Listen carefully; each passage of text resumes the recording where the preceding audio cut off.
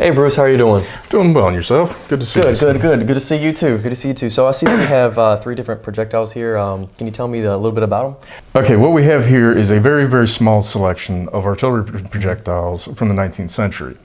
Now these are all for smoothbore guns rather than rifled guns, because that adds to the amount of the projectiles exponentially. Mm-hmm. We've got 2 for a 12-pounder and 1 for a big 32-pound siege gun.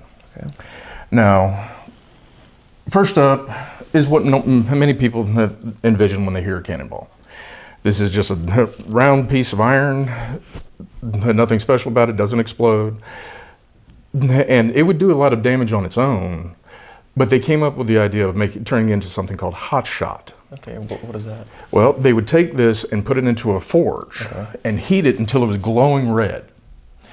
And they would fire that, and once it impacted on the side of a wooden ship, theoretically it would set the ship on fire. Oh, okay. Now, the way the method they came up with to keep that from setting off the powder as soon as the projectile was loaded, because black powder goes off with heat, was to create a small wooden sabot, which is just a wooden disc, and that would go in between the powder bag and the projectile. So it's like a barrier. It was a barrier between the two of them, and that would keep it from igniting as soon as the projectile was rammed down the bore, because these are all for muzzle-loading guns. The next projectile we'll talk about is the bar shot. Now, you can see it's basically a solid cannonball cut right in half with a iron bar put in between it. And it would be loaded just like any other projectile.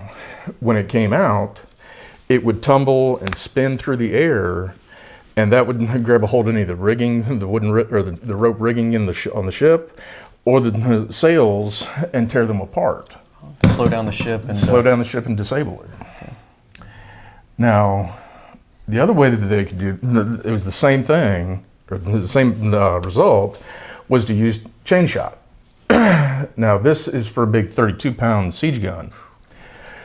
Got a lot of mass to it, and it's 2 cannonballs connected by chain. That's chain shot. And there again, it would spin through the air, take out any of the rigging, take out the sails, and theoretically, you could even take out the masts and completely disable the ship where it couldn't move. Wow. That is pretty wild. Now you said that there's different variations. How many variations of projectiles are there? Oh, there's hundreds of projectiles for 19th century guns. Different types, different shapes. There's shells, shapes, canister shot, quilted shot. There was projectiles made specifically for specific cannons. Oh wow. Okay.